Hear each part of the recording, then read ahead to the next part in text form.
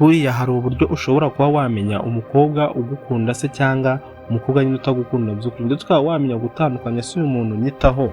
uyu muntu nkorera ikintu cyose nshaka anyitaho, iyo ndwaye arahaba ku bwanjye, ibintu byose nabinyitaho, ese koko arankunda by'ukuri cyangwa se ni kwa kundi umuntu aba ari kwita ku muntu wenda ari ikintu runaka. Rero uyu munsi nibyo tugiye kwinjiramo neza tukabisobanura, tukamenya se iyo umuntu umukobwa ari kukwitaho ku rwego ruri hejuru cyangwa se nimba umukobwa ari kukugaragariza uku kukwitaho kuko se aragukunda cyangwa se ntabwo akunda ruranya. Ubwo noneho tugiye kureba koko uyu mukobwa nimba kwitaho ariko nyine atagukunda ku buryo ibintu azakora nyine just azajya kwitaho, uburyo azajya yitwara ndetse nuko kukwitaho ko kuzaba kumeze uko wabitandukanya no gukunda kabisa, ugatuma ngo umuntu uri kugitaho gutya nubwo ari kunyitaho gutya reka amenye ko nta rukundo rurimo. Egekaho ko karyango wicare neza turebe ibi bintu utazivuga ngo umuntu ngarankunze kandi just uraho udakunzwe umeze nk'abandi, ariko kabisa ari n'ukwitaho anagukunze pe, agukunze pe, ariko nyine urahita unabasha kubitandukanya uvuga ngo uyu nguyu nimba nyitaho gutya ntabwo nkunze, nyine no kugira ngo nyine wenda ari ikintu ankuraho cyangwa se ari ikintu runaka. Buriya umuco wa mbere cyangwa se umuntu ukwitaho nta atagukunze nyine akenshi na kenshi ukuntu akwitaho akenshi akunda guhozaho kabisa, kwitaho bishoboka ariko ntamenye ibyawe by'ukuri. Buriya umuntu ugukunze we abashishikajwe no kumenya ibintu byawe, aguhamagara ese mumeze gute biki, ariko nyine nawe ashobora kuba abikora ariko ugasanga ibintu byose muganiriye mu gihe ari kukwitaho ugasanga ejo nabimubajije yaba yabyibagiwe, kuko umuntu buriya ugukunda by'ukuri kandi umuntu ukwitaho by'ukuri we ahora agutekerezaho.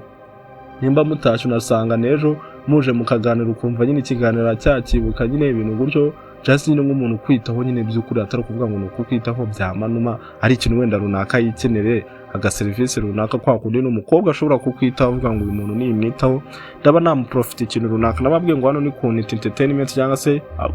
ko tumenyerewe ku izina rya KDR Entertainment. None haca ibiganiro nk'ibi by'ubwenge guys, niba utarakora subscribe menya ko uri gucikanwa guys, jya ukora subscribe kandi uhite wihutira gukanda kunzogera nyine notification zose zize kugeraho ku gihe kugira ngo ibiganiro nk'ibi by'ubwenge bitajya bigucika. Ese ubundi wewe umuntu ukwitaho wese wizera kuko agukunda bya nyabyo cyangwa nyine ari nuko ubona ko nyine nubwo akwitayeho ari ibintu nyine byamanuma biraho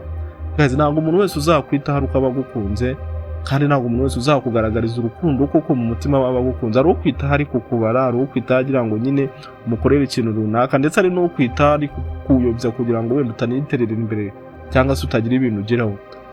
Akenshi na kenshi abakobwa bakunze gukoresha iyi tekinike ku bahungu kuko bazi ko abahungu intege nke zabo za mbere ari ukubona umuntu abitayeho nyine abaha ikintu cyose runaka, ariko n'abahungu nabo hahaye abanyabwenge kugira ngo umuhungu uzamubeshye ngo mwitayeho nawe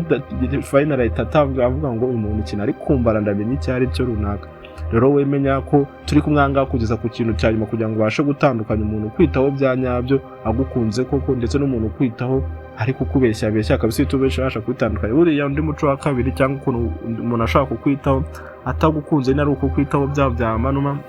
akenshi na kenshi akwitaho iyo ubabaye cyangwa se iyo ufite agahinda karemereye ariko ntiyishimire intsinzi yawe. Buriya ushobora no kuba ari n'umusore kame mata no kwanga nawe umukobwa gusa ushaka kukwitaho, cyangwa ari n'umusore uri kwita ku mukobwa cyangwa se no kwita ku muhungu mugenzi we, ariko nyine akabona kuko nimba kwitayeho ariko wagera ku ntsinzi zawe hari ibintu ubona biri gutera imbere, just yakwitayeho mu bana buri munsi akugaragaza ko aguhangayikiye, ariko waba uri nko kujya ku ntsinzi zawe ukabona ntabwo ari kuzishimira cyangwa se waba uri kugera ku bintu nyine wowe wifuza washyize muri gahunda zawe ntabyishimire, kuko nyine umuntu uri ugukunze ni uwishimira iterambere ryawe, cyangwa se umuntu kwitayeho bya nyabyo ari mu rukundo yishimira iterambere ryawe. Rero ukuntu wamenya umuntu wishimira iterambere ryawe, buriya muri cya gihe uba uri kwishima ujya unashyiramo umubare uvuga ese aba bantu banyikije bameze gute. Buriya umutima mubi mu gihe umuntu yageze ku iterambere rye wowe utabyishimiye kugira ngo abishe biramugora, ashobora kujya aseka arenze ariko ntabwo yamara wenda muri celebration runaka cyangwa se ikintu wishimiye muri no kubiganira, nyine ubumva nta magambo menshi yo kubivuga bifite, just n'ahantu mwishima ukabona we ntabwo biri kumufataho cyane, nyine ukabona ko atishimiye iyo ntsinzi wagezeho, kandi nyine mu busanzwe yagaragazaga ko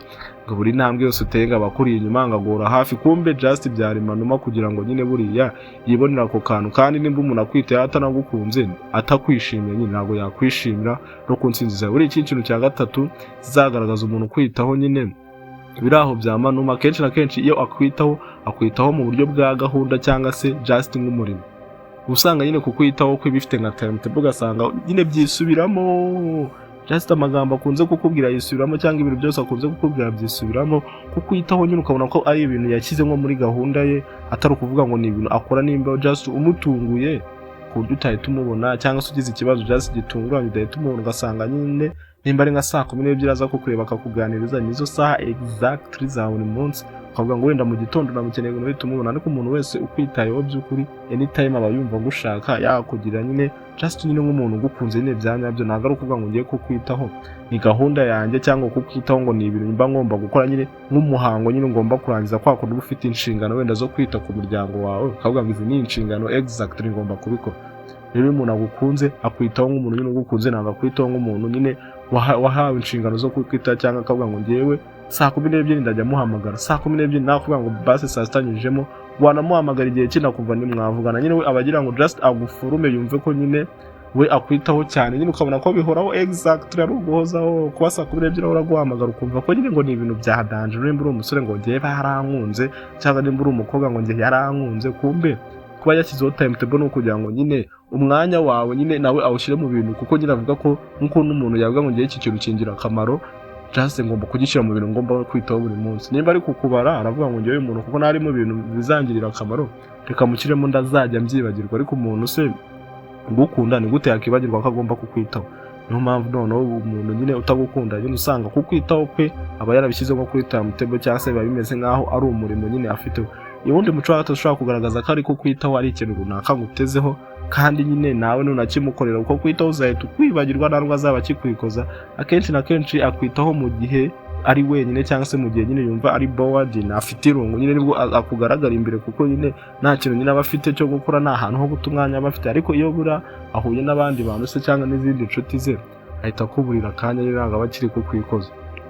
Hano umuntu kwitaho by'ukuri ubusanga niyo nyine agiye ahantu abanza kukubwira ibiki n'ibiki ari hehe, nimba yarakumenyeje kukwitaho nyine akabikora nyine just nk'umuntu nyine ugukunze, ntabwo ari ukuvuga ngo akwitaho kuko ngo afite igihe cyangwa se afite ibindi runaka arimo arakora. Rero nimba uzi ko umuntu akwitaho ubona nyine ari uko nyine ngo ari bored cyangwa se afite igihe, cyangwa ukabona umuntu aje kukuganiriza ari uko nyine it's a break of time, cyangwa se ni igihe cyo kuruhuka, ukabona nibwo ari kukureba, ahubwo nta nazigere na rimwe yigoma igihe avuga ngo kigerekanye ifate nite kuri uyu muntu tugere tuganire tuvugane mugaragaze ko afite agaciro, nyine ukabona ko nta gihe cyo guspendinga afitanye nawe, cyagiye n'ubundi cyo kuruhuka cyagiye cyo gutakaza umwanya. Kuko buriya n'umuntu ukora cyane buri munsi, cyangwa umuntu buriya wita ku bintu cyane aba afite igihe cya time cyangwa se time out. Buriya niyo mpamvu no mu kibuga bashyiraho time out, uriya time out no mu buzima bikenewe. Nimba ukora cyane wiga cyane cyangwa ukora ibintu byinshi ugasanga afite time out, none iyo time out ye cyangwa icyo gihe cyo kuruhuka nicyo wenda aje kukuvugishiriza amahanda atari buhombe ikintu na kimwe, muri make atakigoma igihe cye cyanya cyo gifite agaciro ngo abe yabasha kukuvugisha.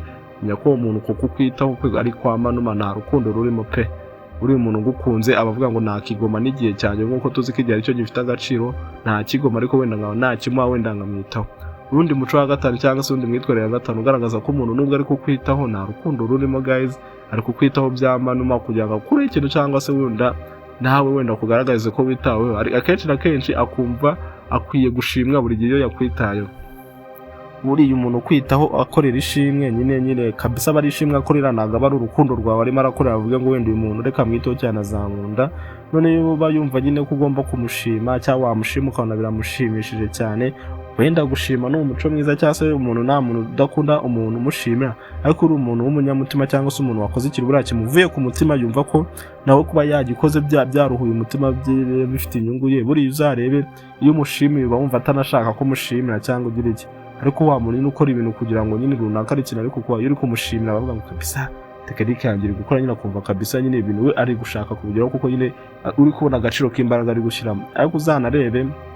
cyangwa uzafata urugero nk'umubyeyi nagukorera ikintu, umubyeyi se aba agukunda byanya byo bishoboka, niwe twafata urugero nagukoraho ikintu uzamushimira urebe ukuntu kabisa wenda biramushimisha nk'ikintu gutya, ariko uzajya uhora umushimira ko atazabirambirwa, azaba yumva uri kumubangama cyangwa se kumaza kuba nyine yumva ko ibintu nyine ari kubikora nawe bikamuruhura cyangwa bikamushimisha, akumva ko nyine uri guhora umushima. Wenda avuga ngo uri umwana uzi gushima, ariko nyine aba yumva ko utahora umushima. Agira nawe ujye ubireba, iyo ufite ikintu nyine wumva ko uri kugikora ugikunze nyine kabisa, wumva ko ari inshingano zawe zatari za mbere ubu ngomba kwitaho, wagikorera umuntu ukumva nyine umuntu ari kugushimira nk'aho ari umuntu umuhaye serivisi runaka naho atari wowe nyine, nawe uzumva ko bitagushimishije, cyangwa rero ntabwo uzabikaringa cyane, ariko uzumva ko bitari kugukora ku mutima cyangwa bitari gusoundinga neza mu matwi yawe. Ikindi kintu cya gatatu kigaragaza ko umuntu akwitayeho by'umubare cyangwa se ari ikintu ashaka kugukuraho nta kintu cy'urukundo cya nyacyo kirimo, akenshi akwitaho nk'uko umuntu yakita kuri fone ye, yakita ku mwambaro we, cyangwa se yakita ku kintu akunda cyane, aho ko namenye ko yitaye ku muntu kabisa, nyine umuntu ukeneye n'ibintu runaka, nyine nuko nyine aba yita ku kintu kimufitiye inyungu.